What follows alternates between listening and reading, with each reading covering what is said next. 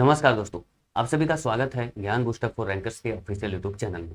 दोस्तों 2026 का साल सभी स्टूडेंट्स के लिए काफ़ी इम्पोर्टेंट है और वो इम्पोर्टेंट इसलिए है क्योंकि 2026 में बहुत सारे एग्ज़ाम हैं। जैसे कि एनटीपीसी ग्रेजुएट लेवल का एग्ज़ाम जो है वो मार्च से स्टार्ट हो रहा है। उसके बाद अंडर ग्रेजुएट का होगा, टेक्नीशियन का होना है, बहुत सारे एग्ज़ाम हैं। फिर एसएससी का एग्ज़ाम होना है जैसे जीडी, एमटीएस, सीजीएल, फिर सीएचएसएल। बिहार में बहुत सारे एग्ज़ाम हैं, मतलब बीपीएससी तक के लिए भी एग्जाम है और यही सब एग्जाम देख करके यहाँ पे जो है क्लास मैंने सारी स्टार्ट कर दी हैं। तो यहाँ पे जीके के सभी चीज़ें कवर की जाएंगी। जैसे कि आज हम लेकर के आए हैं हमारा संविधान, ये हमारा क्लास है। उसके बाद हिस्ट्री करेंगे, फिर उसके बाद हम ज्योग्राफी करेंगे, इकोनॉमिक्स, स्पोर्ट्स, सारी चीज़ें करेंगे करेंट अफेयर्स के साथ। उसके बाद साइंस भी इंक्लूड किया जाएगा, सभी चीज़ें करेंगे। तो आज हम करने वाले हैं हम अपना संविधान, और यहाँ पे हर चीज़ों को बहुत ही बेसिक तरीके से आपको समझाया जाएगा। क्योंकि अभी जो एग्जाम, जितने भी एग्जाम हो रहे हैं, इसमें ऐसा नहीं है कि आपसे वन लाइनर क्वेश्चंस पूछे जा रहे हैं। सभी जो क्वेश्चंस आ रहे हैं वो आपको कथन और निष्कर्ष यहाँ पे पूछा जाता है, स्टेटमेंट बेस्ड क्वेश्चंस होते हैं। तो जब तक आप उस चीज़ के बारे में पूरे अच्छे तरीके से नहीं जानेंगे, जब तक नहीं समझेंगे, तो रटने से कुछ भी नहीं होने वाला है और रटने से आज का रिजल्ट नहीं हो रहे हैं, क्वेश्चन सॉल्व नहीं होंगे। तो इसलिए हम थोड़ा सा टाइम जरूर लेंगे, लेकिन हर चीज़ें बहुत ही स्थिर से, बहुत ही बेसिक तरीका से करेंगे। अगर कि कोई ऐसा स्टूडेंट जिन्होंने कभी भी नहीं पढ़ा होगा, वो भी यहाँ पे हर बात को समझ पाएंगे।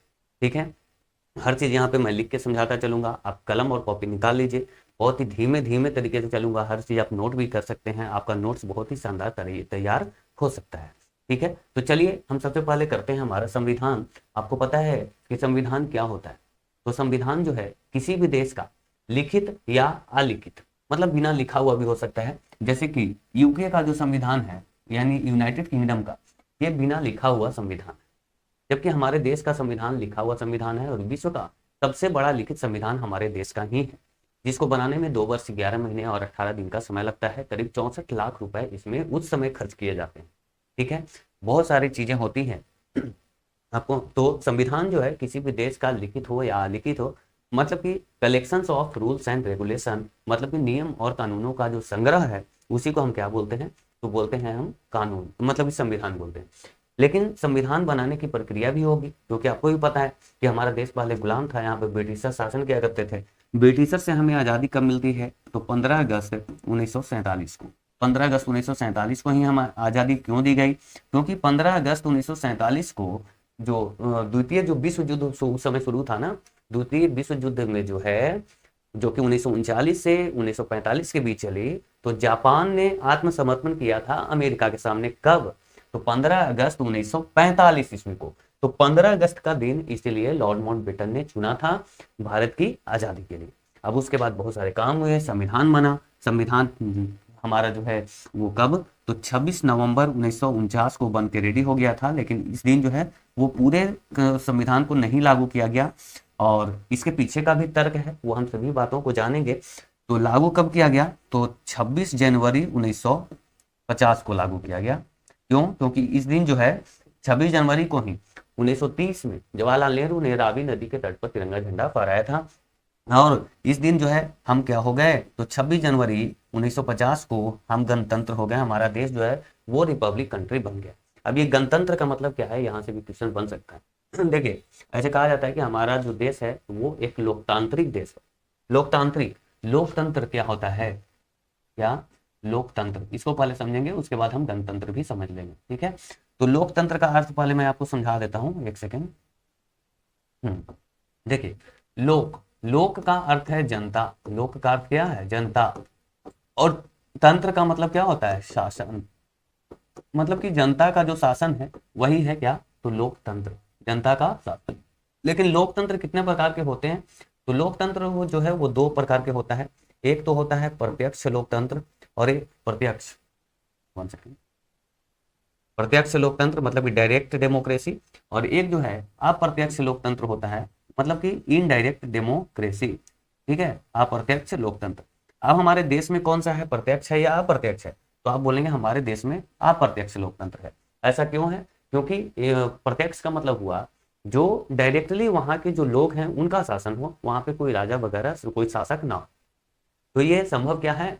तो बिल्कुल ये संभव है, लेकिन बड़े देशों के लिए ये संभव नहीं है, बड़े देशों के लिए आदर्श नहीं माना जाएगा।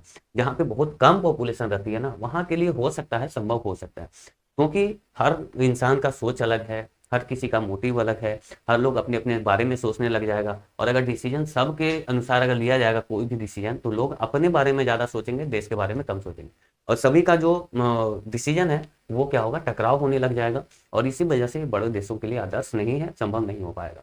अब ये अप्रत्यक्ष क्या होता है, तो अप्रत्यक्ष में हम क्या करते हैं कि जो लोग हैं वो वोटिंग देते हैं किसी भी प्रत्याशी को, और जिसको सबसे ज़्यादा लोग चाहते हैं वो हमारा प्रतिनिधि बनता है। हम उसको भेजते हैं कि हाँ जाइए, मेरे तरफ से सारे जो डिसीजन है वो आप लेंगे। मेरा डिसीजन कौन लेगा, आप लेंगे, क्योंकि हम आपको चुन करके भेज रहे हैं। तो ये आप, हमने डायरेक्ट शासन नहीं किया, लेकिन हमने ही अपना जो प्रत्याशी है वो वहाँ पे भेजा है, अपना रिप्रेजेंटेटिव जो है वो हमने वहाँ भेज दिया, अपना प्रतिनिधि, कि हमारे तरफ से सारे डिसीजन आप लेंगे। तो ये हमने डायरेक्ट तो नहीं किया, यहाँ के लोगों ने डायरेक्ट शासन नहीं किया, लेकिन अप्रत्यक्ष तरीके से किया, क्योंकि चुन के उन्होंने ही भेजा। तो अप्रत्यक्ष लोकतंत्र हमारे देश में है, ये बात आपको क्लियर हो गया होगा। अब देखिए कि गणतंत्र क्या है। तो गणतंत्र हम क्यों बोले कि हम यहाँ पे गणतंत्र बन गए, क्योंकि गणतंत्र जब बनते हैं तो जहाँ वैसा देश जहाँ का राष्ट्रपति का चुनाव होता है, आपको पता है कि 24 जनवरी 1950 को डॉक्टर राजेंद्र प्रसाद हमारे देश के राष्ट्रपति चुने जाते हैं।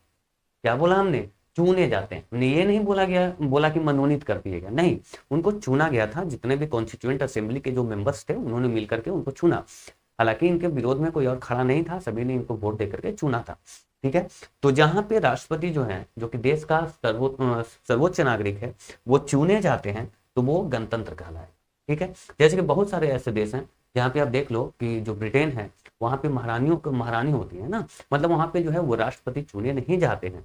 वहाँ पे क्या होता है कि अगर वो राष्ट्रपति महारानी है तो अगला राष्ट्रपति उन्हीं के कोई बेटा या फिर उन्हीं का जो वंशज होगा, जो कि चलते जाएगा, वो चुना जाता है। तो वो गणतंत्र नहीं है। ठीक है, वहाँ पे जो है वो प्रधानमंत्री सर्वोच्च होता है। ठीक है, चलिए, तो ये बातें आपको क्लियर होंगी। अब देखिए कि अब हम यहाँ पे कुछ संविधान निर्माण की बात करते हैं कि आखिर जब हमें आज़ादी मिल गई, तो ये जो बीच का जो समय है, ये जो इतना दिन बनाने में लगा, ये आखिर संविधान का विचार हमें सबसे पहले आया कैसे, और हमने इसको किस तरीके से बनाया, क्योंकि इसमें बहुत सारी मेहनत है, बहुत सारे विद्वान लोग थे हमारे देश में जिनका बहुत ज़्यादा योगदान रहा है इसके पीछे। तो वो सभी चीज़ों को हम यहाँ पे समझने की कोशिश करेंगे। कितने सीट थे, आज़ादी के पहले क्या था, आज़ादी के बाद क्या था, वो सारी चीज़ें यहाँ पे एक एक करके हम डिस्कस करेंगे। इससे आपका क्या होगा, कुछ हिस्ट्री का भी पार्ट आपको कंप्लीट होगा। ठीक है, वो भी आपको समझ में आएगा। तो एक एक बातों को आपको ध्यान से सुनना है और लिखना है। हम संविधान निर्माण की बात कर रहे हैं, तो संविधान निर्माण की अगर बात करेंगे तो सबसे पहले हम बात करेंगे स्वराज बिल की। किसकी, स्वराज बिल। स्वराज पार्टी की मैं बात नहीं कर रहा जो 1923 में बनी थी, मैं बात कर रहा हूँ स्वराज बिल 1895। किसके द्वारा लाया गया था, तो बीजी तिलक के द्वारा, बाल गंगाधर तिलक के द्वारा 1895 में स्वराज बिल लाया गया था। क्या, स्वराज बिल। और ये स्वराज बिल में सबसे पहले संविधान सभा की बात करी गई थी, संविधान सभा की मांग नहीं हुई थी। संविधान सभा का मतलब संविधान निर्माण करने वाली एक समिति बने, ऐसा उन्होंने प्रस्ताव रखा था 1895 में बाल गंगाधर तिलक ने। उसके बाद भारतीय संविधान जो है वो भारतीय जो लोग हैं उनके इच्छा अनुसार होगा, ऐसा किसने बोला, तो 1922 में। आप मुझे बताना कि कांग्रेस का अधिवेशन कहाँ हुआ था, कमेंट में आप बताना। मैं आपको बता दूं कि ये बिहार में हुआ था। बिहार में टोटल 3 हुए हैं कांग्रेस के अधिवेशन, जिसमें से एक ये भी है जो कि काफी कंट्रोवर्शियल भी रहा है। तो आप मुझे बताइएगा कि ये कहाँ हुआ था। ठीक है, तो ये गांधी जी जो है यहाँ पे क्या बोलते हैं कि भारतीयों का जो संविधान होगा वो भारतीयों की इच्छा के अनुसार ही होना चाहिए। ठीक है, क्योंकि यहाँ पे कहीं ना कहीं भारत के लोगों को ही रहना है, तो उनकी इच्छा अनुसार सारी चीजें होनी चाहिए। अब देखो कि फिर 1924 में, मैं अभी सारी चीजें बात कर रहा हूँ कि कब कब मांग उठी है। ठीक है, कब माना गया। 1924 में क्या हुआ कि मोतीलाल नेहरू, कौन, मोतीलाल नेहरू ने संविधान सभा की मांग रखी। सबसे पहले मोतीलाल नेहरू ने 1924 में संविधान सभा की मांग रखी थी अंग्रेजों के सामने। अब उन्हें फिर एक व्यक्ति के मांगने से तो कुछ मिलता नहीं है ना भाई, जब तक बहुत सारी जो बहुत बड़े लेवल पर ना मांगा जाए। तो उस समय जो है वो पार्टियां काफी कम थी। एक मुख्य पार्टी तो कांग्रेस ही थी, जो कि फिर 1922 में जो कंट्रोवर्शियल जो अधिवेशन हुआ उसके बाद जो है 1923 में स्वराज पार्टी का गठन कर दिया जाता है मोतीलाल नेहरू और चित्तरंजन दास के द्वारा। तो स्वराज पार्टी ने क्या किया कि 1934 में संविधान सभा की मांग रखी। अब देखो यहाँ पे सिर्फ एक आदमी रख रहा था मांग, और यहाँ पे देखो कि स्वराज जो पार्टी है, मतलब पूरा पार्टी ने ही मांग रख दिया। स्वराज पार्टी ने संविधान सभा की मांग रखी, संविधान सभा की मांग रखी किसने? तो स्वराज पार्टी ने। ठीक है, अब देखो कि कांग्रेस को भी अब लगा कि भाई ये मांग रहा है, नया नया पार्टी बना है, तो आकर्षित करना है ना हमें भी, तो कांग्रेस भी कुछ करेगी। तो 1937 में जो है फैजपुर अधिवेशन होता है कांग्रेस का। कब? 1937 में फैजपुर अधिवेशन होता है। कहाँ? फैजपुर। और फैजपुर अधिवेशन में कांग्रेस ने जो है ये भी मांग रखी, कांग्रेस ने संविधान सभा की मांग रखी। ठीक है, कांग्रेस ने संविधान सभा की मांग रखी कब? 1937 में। अब 1938 में फिर जवाहरलाल नेहरू ने मांग रख दिया कि ठीक है, हमें भी क्या चाहिए? संविधान सभा एक होनी चाहिए। 1938 में किसने? तो जवाहरलाल नेहरू, जवाहरलाल नेहरू ने क्या? तो संविधान सभा की मांग रखी। अब 1939 में आप सभी को पता है कि जो दूसरा जो विश्व युद्ध है वो जो है स्टार्ट हो चुका था।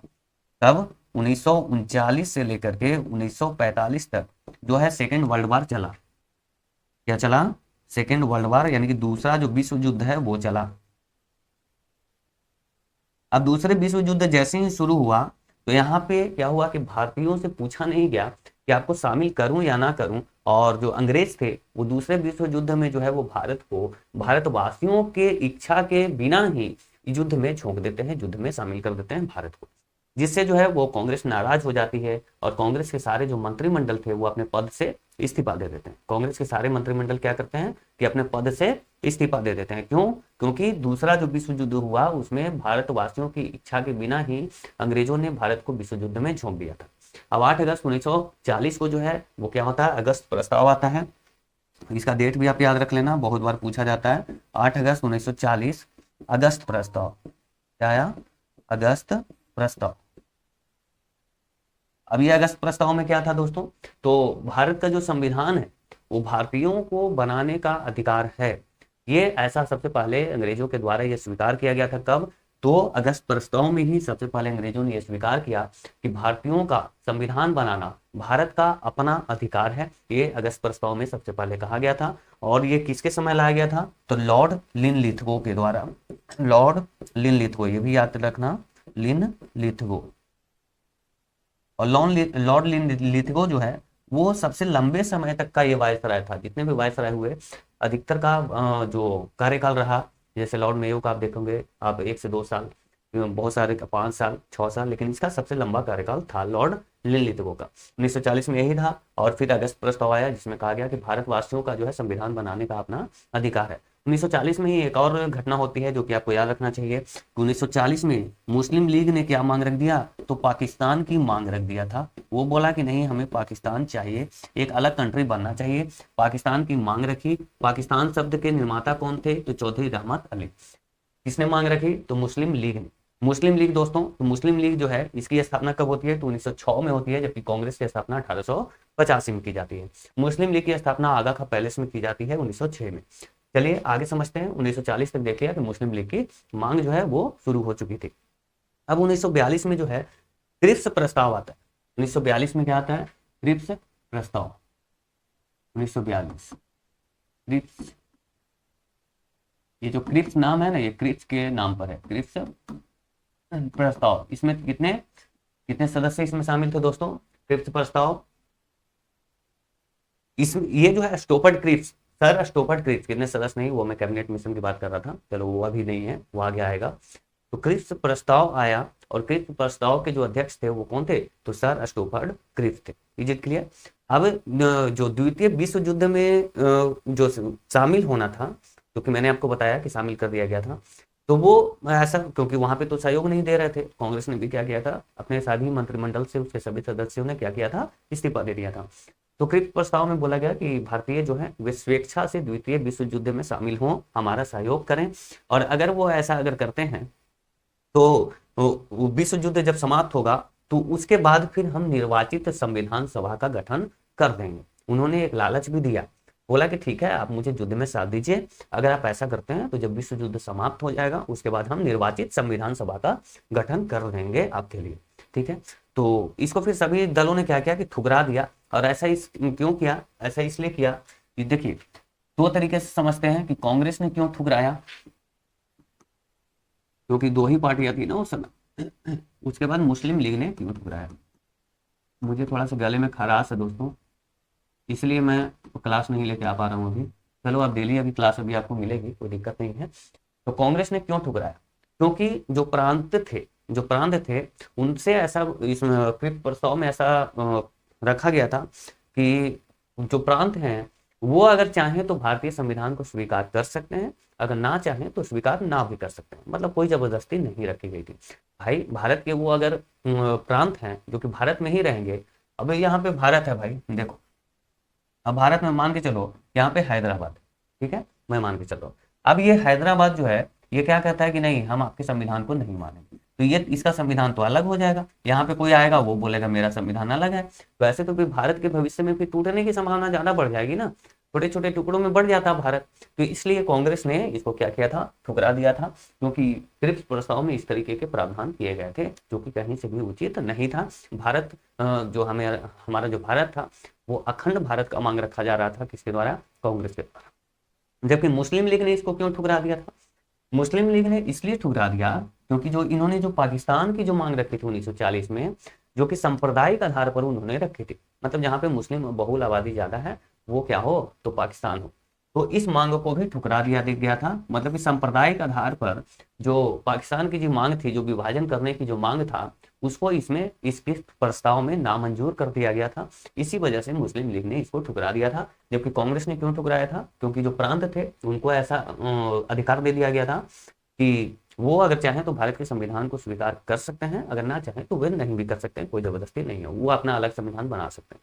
तो ये जो है भारत को कहीं ना कहीं तोड़ सकता था भविष्य में, इसी वजह से जो है ये कांग्रेस ने इसको ठुकरा दिया था। ठीक है, अब गांधी जी ने इसको क्या कहा, तो गांधी जी ने इसको क्या कहा, ये भी क्वेश्चन आता है।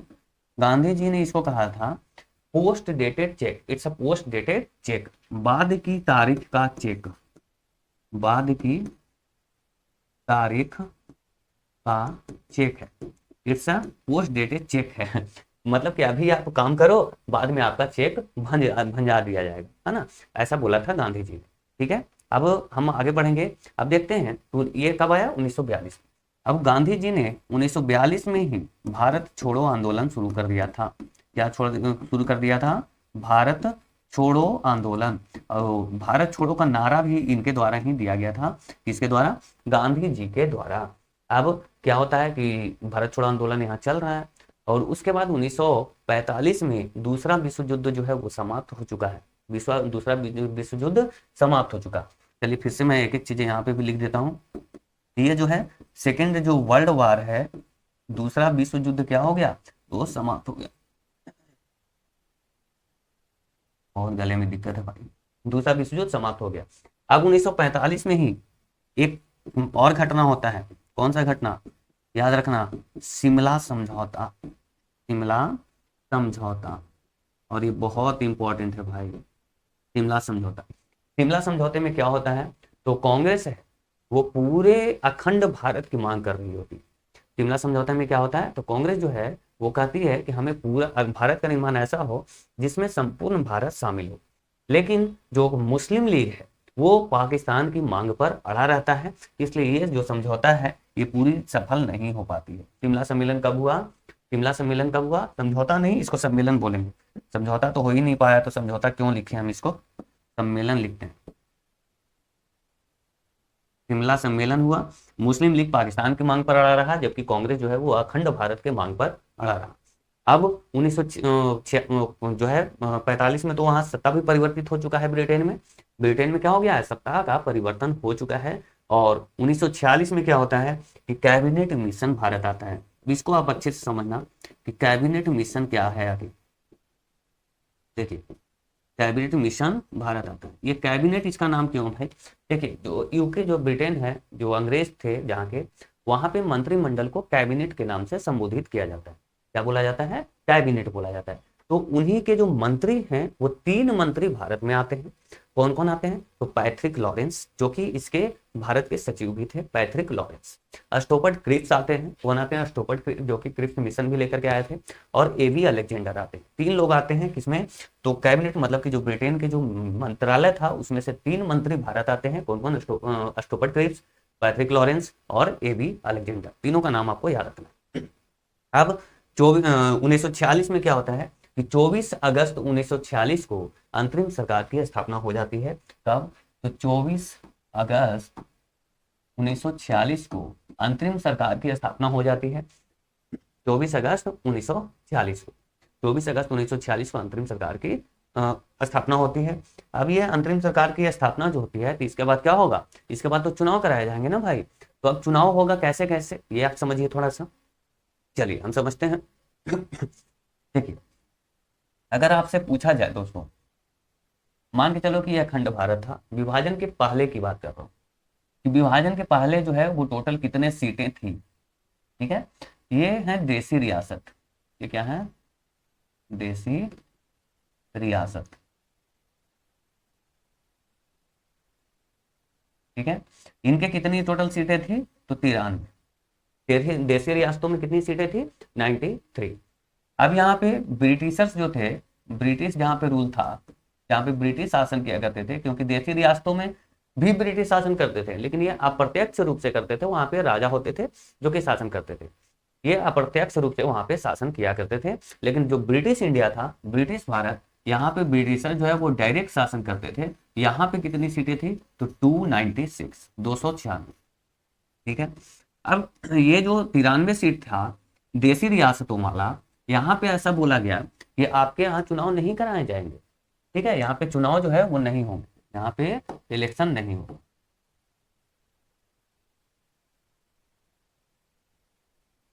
यहाँ पे चुनाव नहीं होंगे, यहाँ पे चुनाव नहीं होने थे। चुनाव कहाँ होने थे? तो ये 296 सीटों के लिए चुनाव होना था। चुनाव कहाँ होना था? तो 296 सीटों के लिए चुनाव होना था। यहाँ पे चुनाव नहीं होगा तो कैसे होगा भाई? तो ऐसा प्रावधान किया गया कि यहाँ पे चुनाव नहीं होंगे, राजा जिसको चाहेगा अपने तरफ से वो अपने प्रतिनिधि के रूप में भेजेगा, और उसी को क्या कर लिया जाएगा? मान लिया जाएगा कि वही जो है वो उसका प्रतिनिधि है, तो ऐसे काम करेगा। ठीक है, अब देखिए कि ये जो 296 मेन तो ये है ना, 296 वाला, क्योंकि यहीं पे चुनाव होने हैं। तो यहाँ पे चुनाव के नतीजों को हम समझ लेते हैं थोड़ा, कि चुनाव के नतीजे क्या हुए। तो देखिए यहाँ पे जो है, क्या कर रहा हूँ मैं, 208 सीटें जो है वो किसने जीती? कांग्रेस ने जीती। 296 पे चुनाव हुए, जिसमें से 208 सीटें किसने जीती? कांग्रेस ने। और 73 यानी कि 73 सीटें जो है वो मुस्लिम लीग ने जीती है। किसने? मुस्लिम लीग। ठीक है, अब 15 सीटें जो है वो अदर पार्टीज ने जीती है।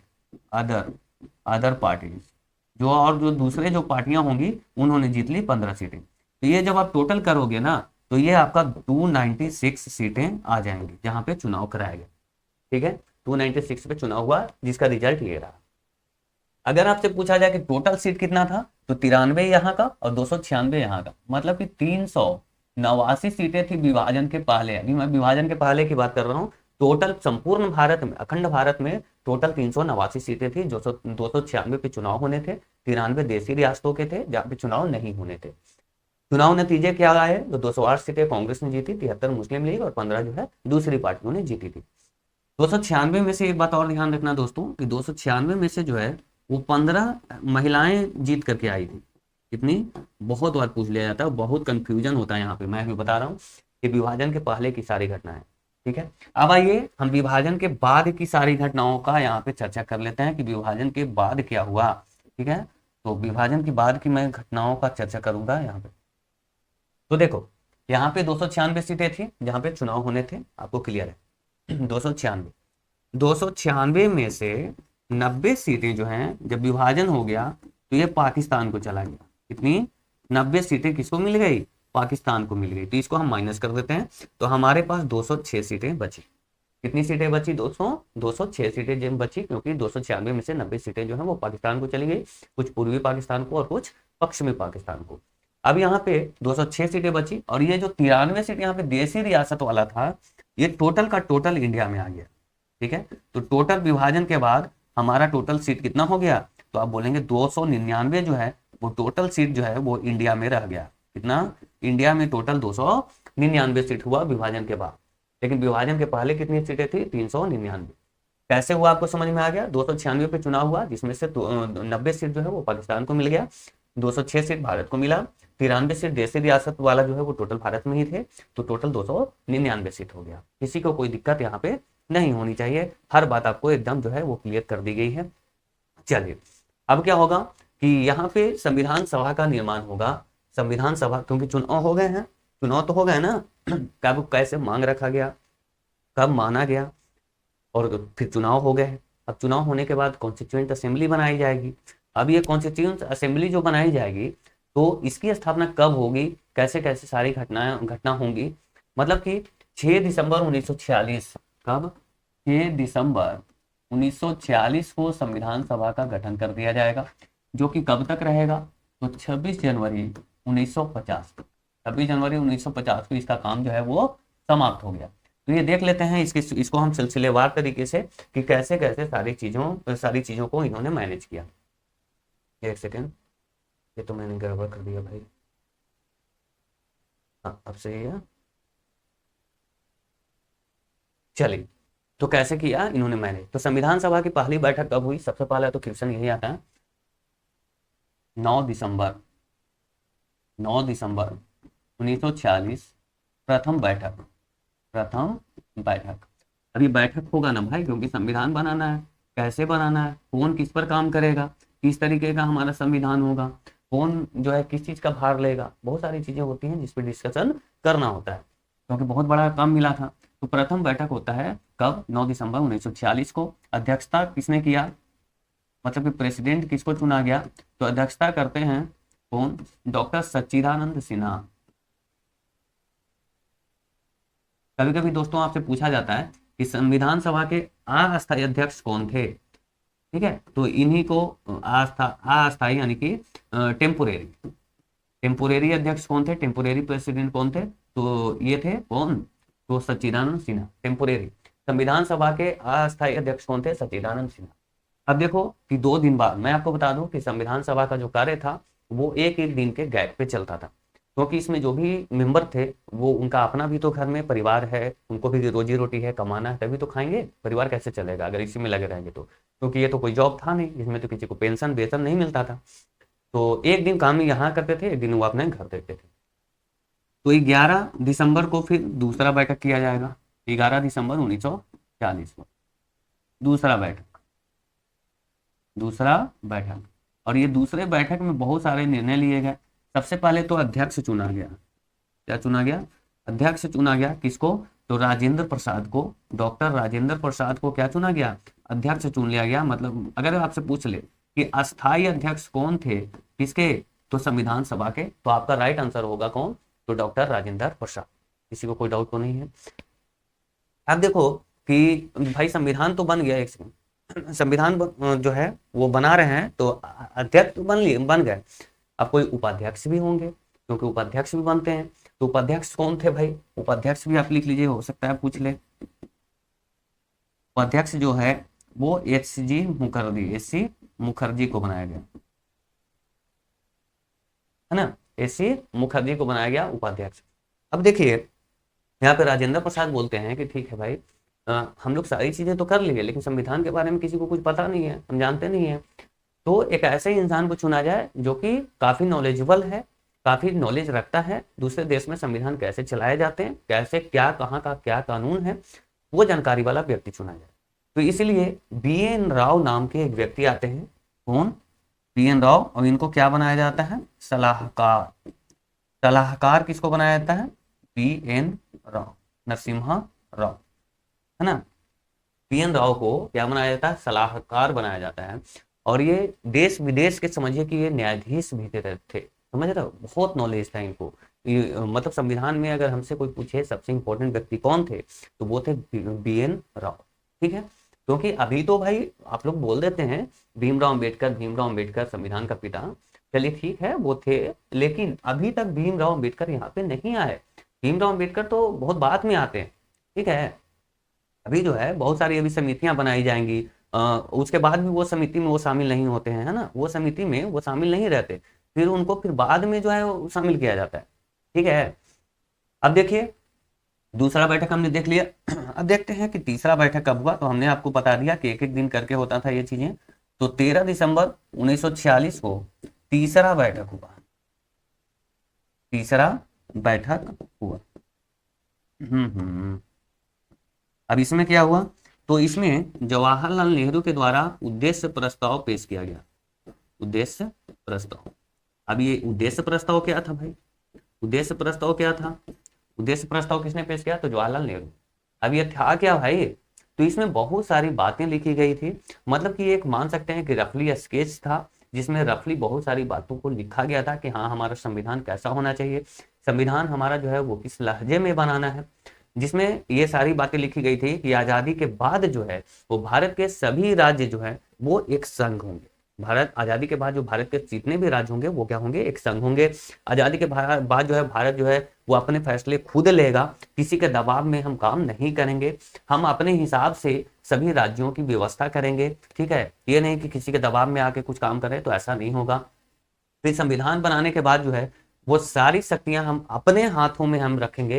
ये नहीं कि ब्रिटिशर्स है तो कुछ शक्ति वहां है, जैसे विदेश मामले के लिए अगर वो निर्णय ले, तो ऐसा नहीं, सब शक्ति किसके पास होगी, हम भारतीयों के पास ही होगी। संविधान ऐसा हो कि जिसमें सभी को समान रूप से न्याय मिल सके, सभी को न्याय मिले, ऐसा ना हो कि अमीर को न्याय मिले गरीब को ना मिले, ऐसा रखा गया था उद्देश्य प्रस्ताव में बातें।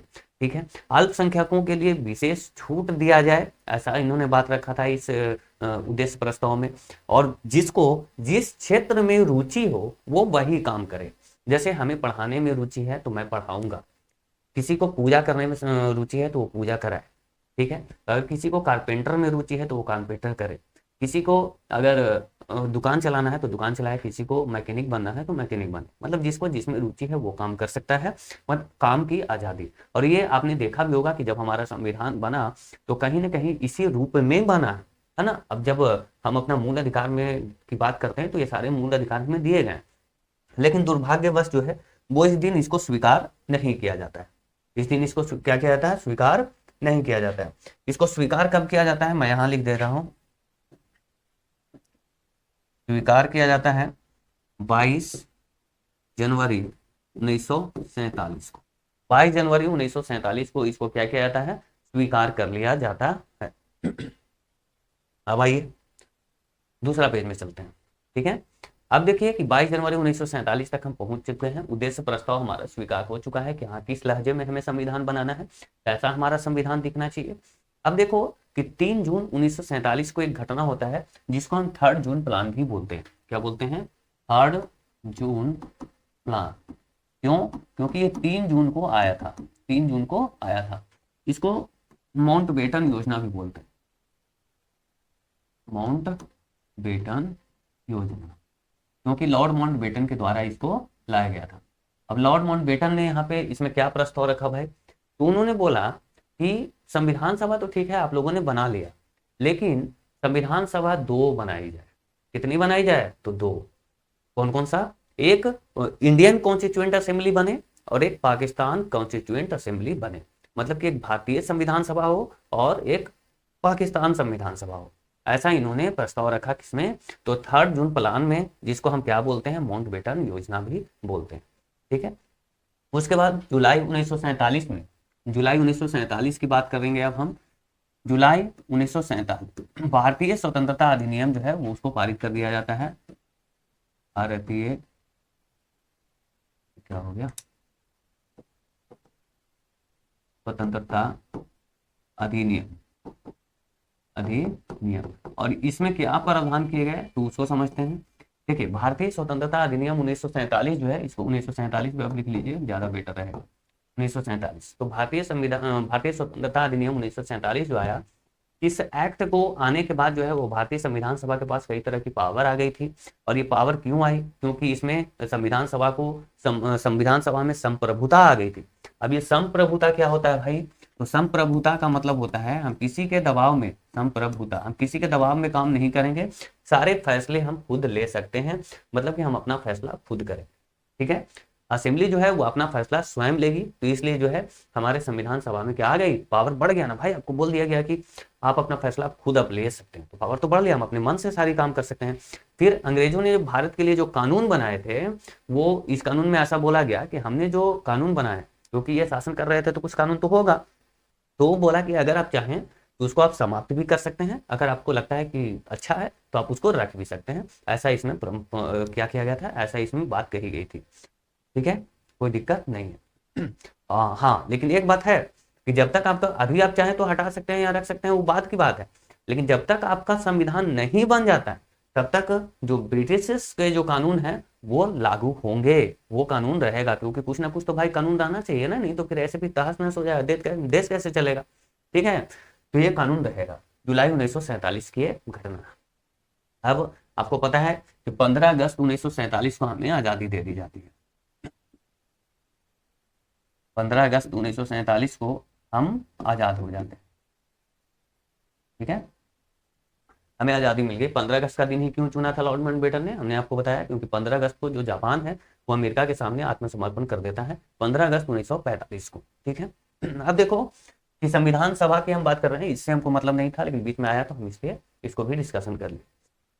अब देखो कि संविधान दो तरीके, संविधान जो बना था उसका काम क्या था, तो संविधान जो सभा था उसका काम था दो, उसमें दो सभाएं बनाई गई थी, दो असेंबली बनाई गई। एक बनाई गई कॉन्स्टिट्यूएंट मेकिंग के लिए, मतलब कि संविधान निर्माण करने के लिए, और एक बनाया गया कानून निर्माण करने के लिए, लॉज मेकिंग, है ना, कानून बनाने के लिए। अभी भी आप देखते हैं कि हमारा संविधान अलग है और एक कानून अलग होता है, जिसको हम आईपीसी बोलते हैं, इंडियन पिनल कोड। तो कानून के लिए अलग प्रावधान है और हमारा संविधान जो है वो अलग है। ठीक है, संविधान बताता है कि हाँ कौन सा क्या जुर्म है, ऐसा करने से जुर्म होगा, लेकिन कानून जो लॉ है ये बताता है कि हाँ अगर आप ऐसा करते हैं तो इसमें आपको किस प्रकार का दंड दिया जाएगा। ये लॉ हो गया, कानून हो गया। ठीक है, अब देखिए कि कानून, ये दो तरीके की असेंबली बनाई गई थी। अब जो कानून बनाने वाली जो संस्था थी उसके अध्यक्ष कौन थे, तो जीवी मावलंकर। ध्यान रखना, जीवी मावलंकर, मैं यहाँ पे लिख दे रहा हूँ अब, सॉरी, लॉज मेकिंग, जीवी मावलंकर। ठीक है, लेकिन जो कॉन्स्टिट्यूएंट मेकिंग के लिए जो था, जो कि जिसको संविधान बनाना था, कॉन्स्टिट्यूएंट,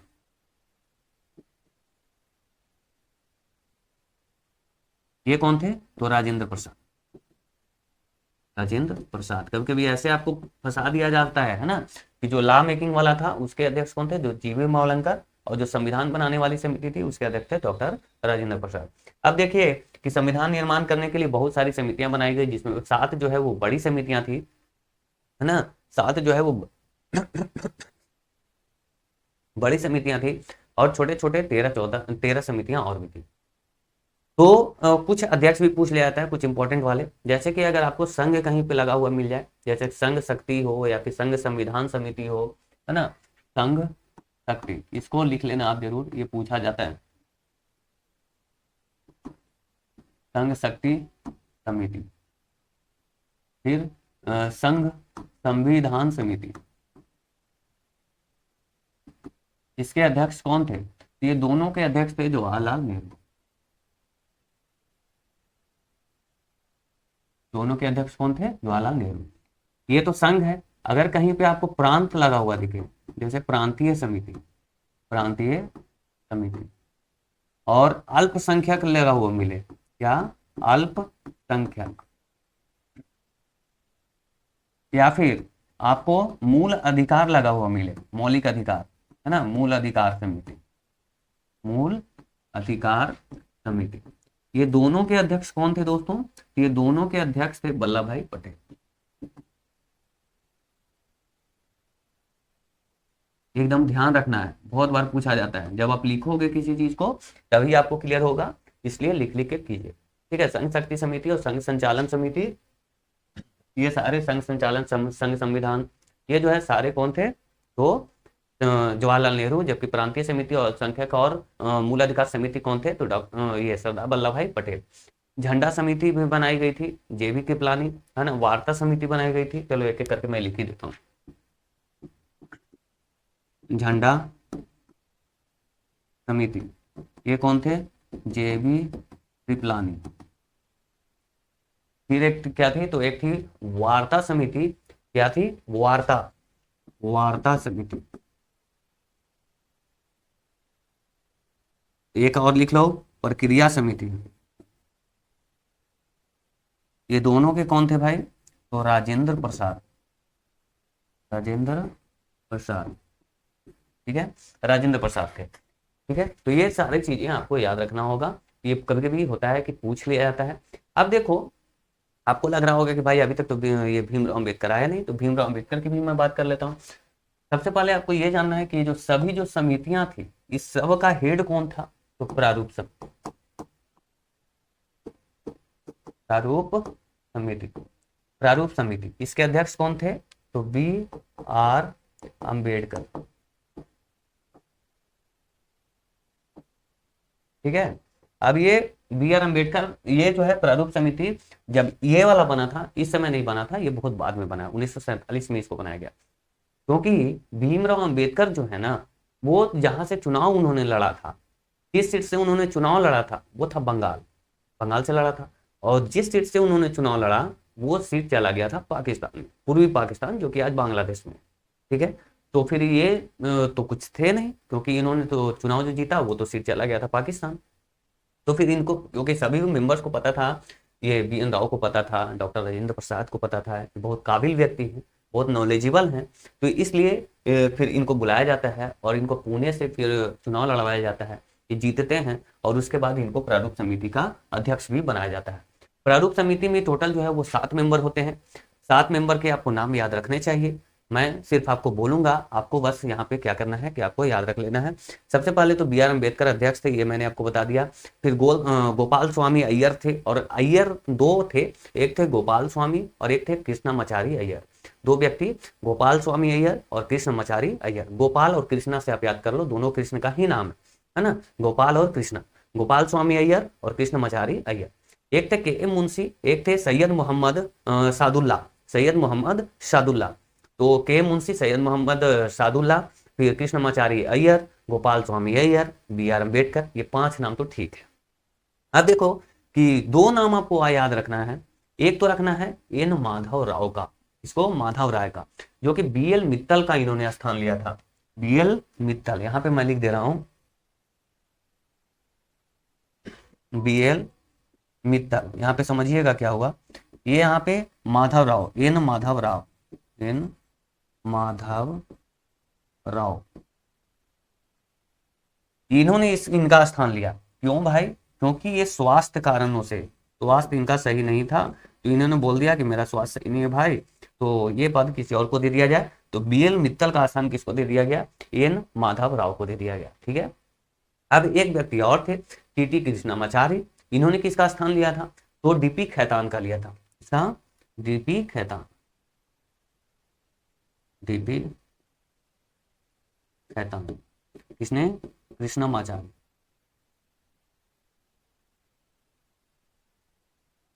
है ना, कृष्णामाचारी। तो डीपी खैतान का स्थान किसने लिया? कृष्णामाचारी। क्यों? क्योंकि डीपी खैतान का क्या हो चुका था? इनका डेथ हो चुका था, इनकी मृत्यु हो चुकी थी, है ना, इनकी मृत्यु हो चुकी थी। तो 2 व्यक्तियों का नाम बहुत बार पूछा जाता है कि बी एल मित्तल का स्थान किसने लिया? तो एन माधव राव। डीपी खैतान का स्थान किसने लिया? तो टीटी कृष्णामाचारी, है ना, टीटी कृष्णामाचारी। अब टीटी आगे लगा लेना, टीटी कृष्णामाचारी ने इनका स्थान लिया था। अब देखो कि यहाँ पे जितनी भी समितियां थी, इनका काम क्या था? तो ये सारे काम करेंगे, जिनको जो काम दिया गया है वो अपना काम करेंगे, और सभी काम करके ये प्रारूप समिति को इनको सौंप देंगे। और प्रारूप समिति जो है उनको क्या करेगी? तो उनको सजाएगी, उनको विधिवत तरीके से लिखेगी, और उसके बाद जो है उसको संविधान तैयार करेगी। ठीक है, अब देखिए कि संविधान जो है हमारा कब बन के तैयार हुआ। तो फरवरी 1948 में जो है हमारा संविधान तैयार कर दिया गया था। कब? फरवरी 1948 में तैयार हो गया, और इसको जनता के बीच ले जाया गया, जनता के बीच ले जाया गया। और क्या मांगा गया? तो राय मांगा गया कि आप अपनी अपनी राय दें कि क्या इसमें कहीं पे कोई गलती है, कोई दिक्कत है। राय मांगी गई। अब राय मिलने के बाद जो है फिर से उसमें बहुत सारे बदलाव किए गए, और बदलाव करने के बाद वो अक्टूबर 1948 में इसको फिर से दोबारा तैयार कर दिया गया, है ना, दोबारा इसको फिर से तैयार कर दिया गया। राय मांगने के बाद फिर से इसको अक्टूबर 1948 में दोबारा तैयार हो गया, बहुत सारी चीजें इसमें सुधार कर दी गई। उसके बाद 114 दिन इस पे बहस चली। कितने दिन बहस चली? 114 दिन। जैसे कि किसी ने बोला कि ये प्रावधान यहाँ पे क्यों आया, ऐसा नहीं, ऐसा होना चाहिए था। फिर जिन्होंने बनाया वो बोला कि हम ऐसा इसलिए किए क्योंकि अगर वो वाला प्रावधान लाते तो ये होने का डर था, ये हो सकता था, इसलिए इसको लाया गया। तो इस तरीके के बहस चले, और बहस चलने के बाद जो है सॉरी, बहुत बहस हुआ। अगर कहीं पे लगा कि नहीं ज़्यादा टकराव हो गया है तो वहाँ पे वोटिंग का भी सहायता लिया गया, ठीक है। और उसके बाद जो है इसमें 3 वाचन भी हुए। 3 वाचन हुए। वाचन मतलब कि संविधान को 3 बार पढ़ के सबको सुनाया गया। कितने वाचन हुए थे? 3 वाचन हुए थे। और उसके बाद 26 नवंबर 1949 को इसको फाइनल कर दिया गया। 26 नवंबर 1949 को क्या हो गया? तैयार हो गया। और इसको क्या कर लिया गया? अंगीकृत कर लिया गया, अंगीकार कर लिया गया। अंगीकार मतलब पूरी तरीके से स्वीकार नहीं हुआ, लेकिन ये हो गया कि हाँ हमारा संविधान जो है वो रेडी हो चुका है और हमारा यही संविधान है, ठीक है। तो अंगीकार, कुछ जो कानून थे वो इसी दिन लागू हो चुके थे, कुछ कुछ चीजें, और जो जैसे राष्ट्रपति के पद वगैरह ये सारी चीजें कुछ तैयार इस दिन लागू हो गया था। लेकिन बहुत सारी जो प्रावधान है वो पूरी तरीके से सब कब लागू हुआ? 26 जनवरी 1950। 26 जनवरी 1950। क्यों इस दिन लागू किया गया? क्योंकि 1930 में जो है 26 जनवरी को ही रावी नदी के तट पर जवाहरलाल नेहरू ने पहली बार झंडा फहराया था, है ना। ये पूरी तरीके से लागू हो गया और हम इस दिन क्या बन गए? तो गणतंत्र बन गया। हमारा देश क्या हो गया? गणतंत्र कंट्री बन गया, जहाँ पे राष्ट्रपति चुनकर आते हैं, ठीक है। ये सारी चीजें आपको क्लियर हो गई होगी। कभी कभी आपसे पूछ लिया जाता है कि संविधान बनाने में कुल कितने दिन लगे, तो कुल दिन जो लगा वो 2 वर्ष 11 महीने 18 दिन लगा। 2 वर्ष 11 महीने और 18 दिन, मतलब 3 साल में 12-13 दिन कम, ठीक है। अब जो है इसमें टोटल खर्च कितने हुए थे? उस समय इसमें 64 लाख का खर्च किया गया था। कितना? 64 लाख रुपए का खर्चा। आप समझो कि उस समय इसमें किया गया कितना? 64 लाख रुपए का खर्चा किया गया। अब देखिए कुछ बहुत सारी चीजें हैं, जैसे कि 24 जनवरी 1950 का दिन क्यों इंपॉर्टेंट है। 24 जनवरी 1950 का दिन जो है वो क्यों इंपॉर्टेंट है, तो इसको समझिए। 24 जनवरी 1950 को ही हमारा जो है नेशनल एंथम कौन सा होगा, मतलब कि राष्ट्रगान। नेशनल सॉन्ग कौन सा होगा, मतलब कि राष्ट्रगीत, जो कि वंदे मातरम है। उसके बाद राष्ट्रपति को का चुनाव। ये 3 काम जो है वो 24 जनवरी 1950 को कर लिया गया था। मतलब कि हमारा राष्ट्रगीत, राष्ट्रगान कौन सा होगा, इसको अपनाया गया और राष्ट्रपति चुन लिया गया। उसके बाद अब देखिए एक काम और, ये 24 जनवरी है। अब एक काम और, एक तिथि और आपको याद रखना है। 24 जून 1947। 24 जून नहीं, जुलाई, क्योंकि अगस्त में हमें आज़ादी मिली है ना, अगस्त में आज़ादी मिल गई थी। 24 जुलाई 1947, इसलिए बोलता हूँ लिंक करके पढ़ोगे तो कोई दिक्कत नहीं हो। 24 जुलाई 1947, क्योंकि हम सभी को पता था कि 15 अगस्त को हमें आज़ादी मिलने वाली है। उस समय हमारा संविधान जो संविधान सभा था वो बनी हुई थी। सभी संविधान सभा के सदस्यों को ये चिंता हुई कि ठीक है 15 अगस्त को तो हमको आज़ादी मिल जाएगा, उस दिन जो है वो ब्रिटिशर्स के जो झंडा है वो हम उतारेंगे और अपना झंडा चढ़ाएंगे, इसलिए 15 अगस्त को झंडा नीचे से ऊपर ही जाने चाहिए, मैंने बताया भी पहले। तो 15 अगस्त को जो झंडा होगा वो किस प्रकार का होगा भाई? ये तो किसी ने सोचा ही नहीं, हमने तो बनाया ही नहीं अपना झंडा, कैसा डिजाइन होगा। तो फिर झंडे का जो डिजाइन है वो पिंगली वेंकैया ने बनाया था। झंडा समिति का अध्यक्ष जो है वो जेबी कृपलानी को बनाया गया था, और झंडे का डिजाइन पिंगली वेंकैया ने तैयार किया। और 24 जुलाई 1947 को जो है हमारा झंडा कैसा होगा, इस झंडे को अपना लिया गया, ठीक है। झंडे को कब अपनाया गया? तो 24 जुलाई 1947 को, और 15 अगस्त 1947 को हमें आज़ादी मिल गई थी, ठीक है। ये सारी डेट आपको मैं अब समझता हूँ क्लियर हो गया होगा। फिर 1949 में हम कॉमनवेल्थ में शामिल हो जाते हैं, है ना, मई 1949 में। कभी कभी संविधान सभा का प्रतीक आपको पूछ लिया जाएगा। क्या पूछ लिया जाएगा? प्रतीक क्या था? प्रतीक लिख लीजिए आप। प्रतीक, संविधान सभा का प्रतीक क्या था? हाथी था, जो कि आज हमारा नेशनल हेरिटेज एनिमल भी है, ठीक है। अब 2-3 पॉइंट और आपको मैं बताऊंगा जो कि काफी आपके लिए इंपॉर्टेंट होगा कि संविधान जो लिखा गया तो उस समय क्या टाइपिंग की गई थी? जी नहीं दोस्तों, टाइपिंग नहीं की गई थी। जो हमारा जो संविधान था उसको हाथ से लिखा गया था। क्या किया गया था? हाथ से लिखा गया था। और उसका स्टाइल कैसा था? तो फ्लोइंग इटैलिक स्टाइल, मैं यहाँ पे लिख दे रहा हूँ, फ्लोइंग इटैलिक स्टाइल। ये लिखा किसने? तो प्रेम बिहारी नारायण रायजादा ने। प्रेम बिहारी नारायण रायजादा, ठीक है। प्रेम बिहारी नारायण रायजादा ने जो है फ्लोइंग इटैलिक स्टाइल में हमारे पूरे संविधान को लिखा। जब उनसे पूछा गया कि ठीक है भैया आप लिखने में कितना लोगे, उन्होंने बोला कि मैं लिखने में 1 रुपए भी नहीं लूंगा, लेकिन मेरी एक शर्त है। क्या शर्त है? तो संविधान के हर पन्ने के नीचे मैं अपना नाम लिखूंगा। सोचो, वो भी अमर हो गया भाई, है ना। तो उन्होंने ऐसा काम किया। अब आप देखते होंगे कि संविधान की जो बुक है उसमें क्या है कि बहुत सारे डिजाइन है, उसमें बहुत सजावट है, सुंदरता का काम किया हुआ है ना। बहुत सारे ऐसे फूल वगैरह बनाए हुए हैं। तो वो काम किसने किया, मतलब सजावट और सुंदरता का काम किसने किया? तो याद रखिए शांति निकेतन, जिसको यूनेस्को वर्ल्ड हेरिटेज साइट में भी शामिल कर लिया गया है ना। पता ना कितने नंबर का साइट है ना। तो शांति निकेतन के 2 व्यक्ति आते हैं। एक का नाम था कौन? तो नंदलाल बोस, और एक थे बेवहर राम मनोहर सिन्हा। नंदलाल बोस और एक राम मनोहर सिन्हा। ये जो 2 व्यक्ति थे, इन्होंने संविधान के सभी जो पेज थे उनको सजाने का काम किया। लिखने का काम किया था प्रेम बिहारी नारायण रायजादा ने। तो एवरीथिंग क्लियर। हम यहाँ पे संविधान बना चुके हैं दोस्तों, और हमारा संविधान जो है वो लागू भी हो चुका है। अब हम कुछ ऐतिहासिक पृष्ठभूमि की ओर आगे बढ़ जाते हैं और देखते हैं कि हमारा ऐतिहासिक पृष्ठभूमि क्या रहा है। अब संविधान तो बन गया, लेकिन उसके पहले जो, एक सेकेंड, जो ब्रिटिशर्स का जो शासन था, तो ब्रिटिशर्स कैसे कैसे आए भारत में, ठीक है। अब हम ये जानेंगे। संविधान बना चुके हैं, उसके बाद हम प्रिम्बल पढ़ेंगे, भाग 1 पढ़ेंगे, भाग 2 पढ़ेंगे, सभी चीज़ों को पढ़ेंगे, टेंशन ना लो। पहले हम कुछ ऐतिहासिक पृष्ठभूमि मतलब कि हिस्टोरिकल बैकग्राउंड को समझते हैं। सबसे कि कैसे कानून, क्योंकि हमारे संविधान में जो है भारत शासन अधिनियम 1935 जो आया था उसमें बहुत सारे प्रावधान लिए गए। ये सारे प्रावधान हैं क्या, एक एक करके समझते हैं। सबसे पहले 1773 में एक कानून आता है, रेगुलेटिंग एक्ट।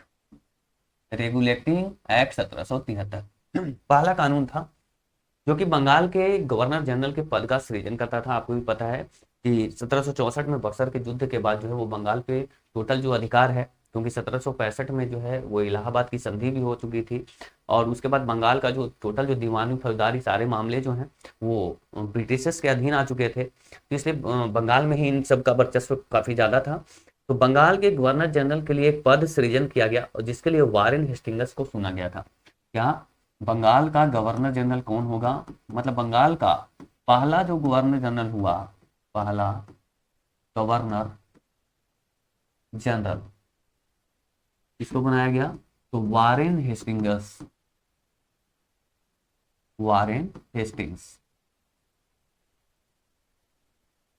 वारेन हेस्टिंग्स को बंगाल के पहला गवर्नर जनरल बनाया गया। फिर ये जो गवर्नर जनरल होती थी, इनको कोई सहायता के लिए भी चाहिए, तो 4 सदस्य इनके सहायता के लिए इसमें इनके साथ शामिल होते थे। फिर कलकत्ता में सुप्रीम कोर्ट बनाया गया 1774 में। रेगुलेटिंग एक्ट के तहत जो है 1774 में क्या बनाया गया? Supreme court. सुप्रीम कोर्ट कहाँ? तो कोलकाता, ठीक है। कब? 1774 में। सर एलिजा इम्पे इसके प्रथम जो है मुख्य न्यायाधीश हुए, और 3 जो है वो अन्य न्यायाधीश भी हुआ करते थे, ठीक है। सर एलिजा इम्पे जो है वो मुख्य न्यायाधीश और 3 अन्य न्यायाधीश भी हुआ करते थे।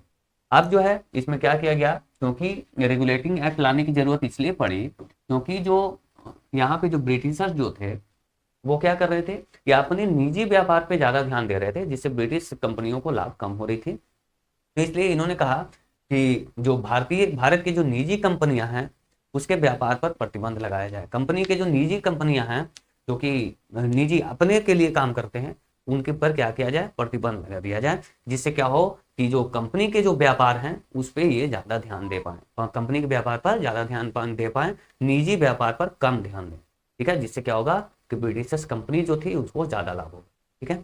फिर इन्होंने इसी में लाया 1773 में ही कि अगर आपको किसी भी भारतीय से गिफ्ट उपहार अगर मिलता है तो उस पर भी इन्होंने रोक लगा दिया, ताकि ये कंपनी के व्यापार पर ध्यान दे पाए।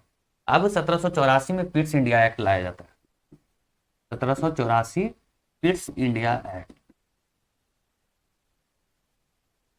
आपको थोड़ा सा बोरिंग लग रहा होगा, लेकिन समझना काफ़ी ज़रूरी है भाई। यहाँ से क्वेश्चन बना दिए जाते हैं और जब आ जाएंगे ना तो उस समय फिर बनेगा नहीं, ठीक है। इसलिए ये देख लो, 1784 में पिट्स इंडिया एक्ट आता है, 11 साल बाद। क्यों? क्योंकि इसमें बोला गया कि राजनीतिक और जो वाणिज्यिक कार्य हैं इसको अलग कर दिया जाए, क्योंकि राजनीति हस्तक्षेप काफ़ी ज़्यादा होने लग गई थी। कंपनी के कार्य में राजनीति हस्तक्षेप ज़्यादा हो रही थी। वाणिज्यिक जो कार्य हैं, जो कि व्यापार है, उसमें राजनीति लोग घुसा दे रहे थे, तो इसलिए इनको क्या किया गया, अलग किया गया। फिर सरकारी नियंत्रण को फिर बढ़ाया गया, है ना। सरकारी जो नियंत्रण बढ़ाया गया, नियंत्रण बोर्ड का इसमें गठन किया गया, और फिर हस्तक्षेप की नीति अपनाई गई कि कंपनी के व्यापार में कोई हस्तक्षेप ना करे। फिर लॉर्ड कॉर्नवालिस जो है बंगाल के गवर्नर जनरल नियुक्त किया गया था, ठीक है। फिर कंपनी की जो लॉर्ड कॉर्नवालिस था, इनकी क्या मांग थी, इनकी मांग थी कि विशेष मामले में जो है वो काउंसिल के जो निर्णय हैं उसको हम नहीं भी मान सकते हैं। जो काउंसिल के जो निर्णय हैं, अगर कुछ विशेष मामला है तो हम नहीं भी मान सकते हैं।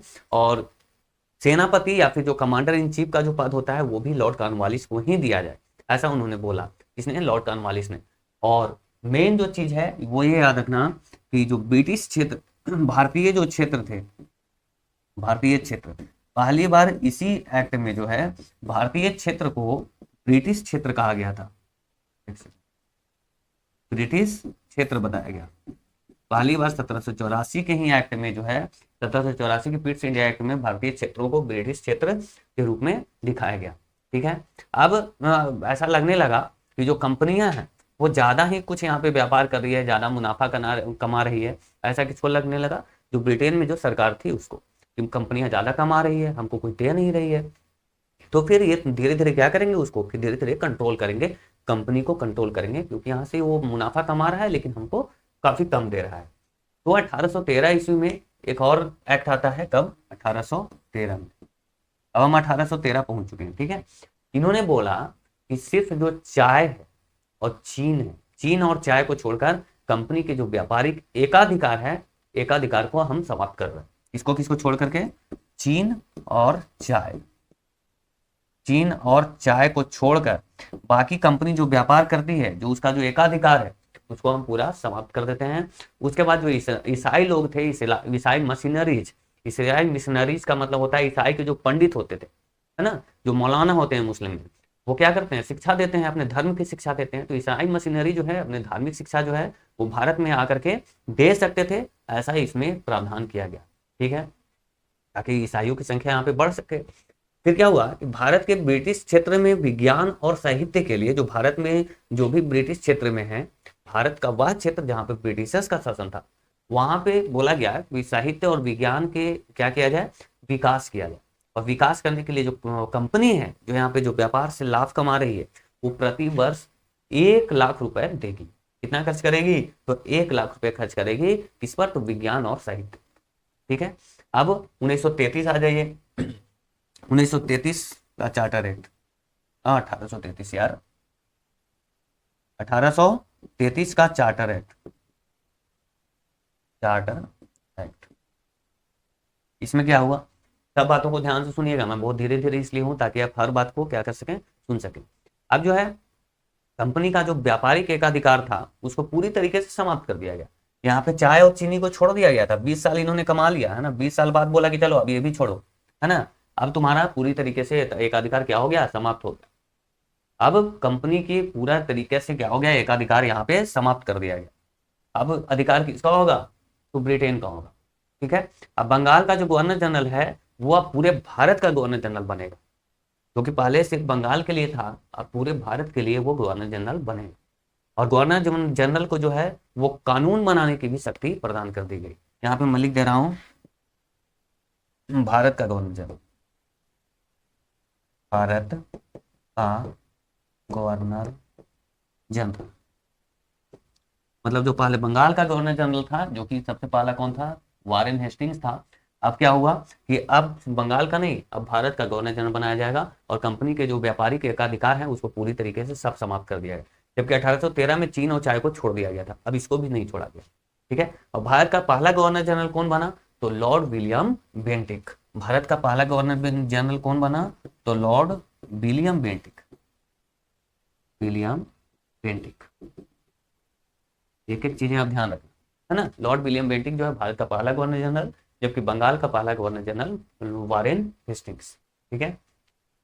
अब भारतीयों के साथ जो है धर्म, जाति, रंग, भेद, ये सब के आधार पर क्या हुआ, बोला गया कि ये सब समाप्त किया जाए। जो भेदभाव आप कर रहे हो रंग के आधार पर, जाति के आधार पर, वंश के आधार पर, धर्म के आधार पर, ये सबको क्या कीजिए, तो आप समाप्त कीजिए। ऐसा प्रावधान कब किया गया, तो 1833 के चार्टर अधिनियम में।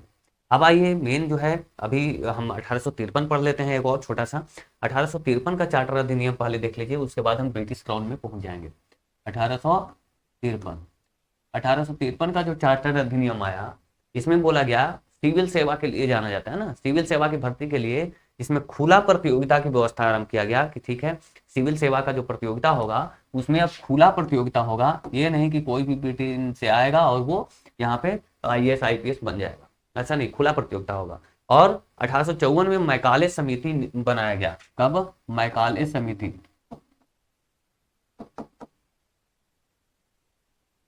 मैकाले समिति कब बनाई गई, 1854 में। इसलिए भाई, तो सिविल सेवा के लिए, सिविल सर्विसेज की खुली प्रतियोगिता अब करवाई जाएगी। और इसमें यह एकदम स्पष्ट रूप से कह दिया गया था कि ब्रिटिश संसद कंपनी का जो है वो शासन किसी भी समय समाप्त करके शासन अपने हाथों में ले सकती।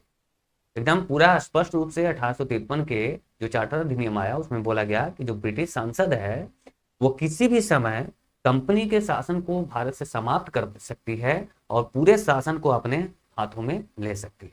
ठीक है। फिर नियंत्रण बोर्ड का गठन किया गया, उसके अन्य पदाधिकारियों का वेतन सरकार जो है वो तय करती है, और जो धन है वो कौन देगा, कंपनी देगा। वेतन कितना मिलना चाहिए नियंत्रण बोर्ड के और उनके जो अन्य पदाधिकारी हैं, वेतन कितना मिलेगा ये तय करेगा ब्रिटिश में बैठा हुआ व्यक्ति। ठीक है, ब्रिटिश सांसद। लेकिन उसको वेतन कौन देगा, वो ब्रिटिश से नहीं देगा, वो कंपनी देगी जो कि यहाँ पे कमा रही है। ठीक है, तो ये चीजें। अब देखिए, अब इसके बाद जो है, क्योंकि इसमें बोल दिया गया था कि ब्रिटिश सांसद जो है वो कभी भी कंपनी के हाथों से जो है यहाँ का शासन छीन सकती है, तो इसलिए अब यहाँ पे ताज का शासन आ गया। इसका ताज का शासन। अब यहाँ से जो हम पढ़ेंगे वो पढ़ेंगे ताज का शासन। कब से, तो 1858 से लेकर के 1947 तक, करीब करीब 90 सालों का ये शासन रहा इसका। तो ताज का शासन, ताज कौन होता है, जो ब्रिटिश क्राउन होता है। ठीक है, तो ब्रिटिश वहां से बैठ के ही सारी चीजों का नियंत्रण करेगा। मतलब कि भारत का जो शासन है वो सीधे महारानी विक्टोरिया के अधीन हो गई।